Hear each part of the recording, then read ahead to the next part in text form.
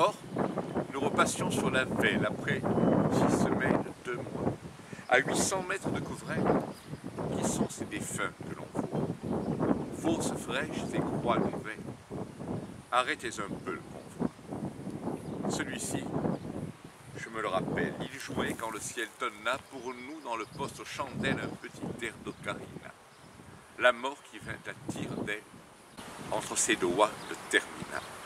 Cet autre, un enfant triste et frêle, s'agenouillait au bord des eaux quand son âme a joué la belle, comme de sa cage un oiseau, et le tampon du colonel l'a ramassé dans les roseaux.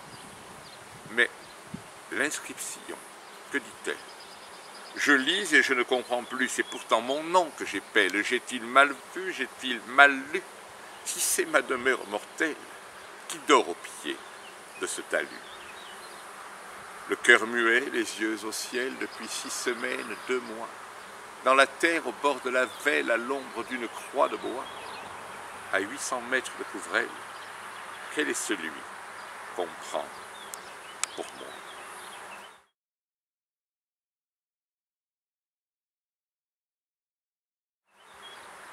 Il y avait devant la croix fichée en terre une bouteille, dedans une lettre roulée à mon adresse. Était-ce vrai? Si c'était moi, si j'étais mort, si c'était l'enfer, tout serait mensonge, illusion moi-même et toute mon histoire après.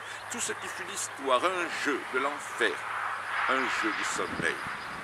Comme s'explique alors ce sentiment d'une longue agonie, et ma vie et le monde, et qui pourrait jamais encore y croire? Tout ceci n'était que l'enfer qui jongle devant son miroir. Je suis mort à nous 1918 dans ce coin de terroir. Ça va faire pour moi bientôt 38 ans que tout est fini. Il n'y a pas eu les soldats entrant boire à cheval dans les bars, ces couples sur les toits dansant, et le grand jour, toute la nuit, tout un train de signaux brûlés, la ville entière qui nous suit, lanceurs d'étoiles de couleur, maîtres du feu qui tombe en pluie. À l'aube encore les tambours de l'armistice au boulevard. Il n'y a pas eu cette neige, et dans le grenier mort de froid, près de Sainte-Odile, un chasseur quand on a quitté la Syrie, ni les yeux brillants des fourriers qui troquaient des marques à vil prix, ni les drapeaux jaunes et blancs dans les cités de l'hystérie, ni l'Alsace et le Rhin débordés pour borner notre charbon.